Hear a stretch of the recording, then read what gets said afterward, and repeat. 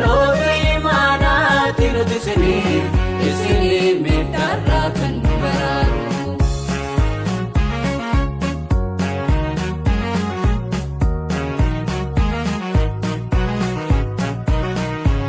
Dhagahi lammii koo siifin qaba dhaamsa. Dhibbaan daa'immanii qalbii dhaloota.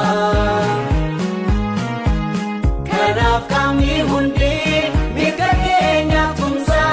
Mirga daa'immanii qaamni hundi tumsa.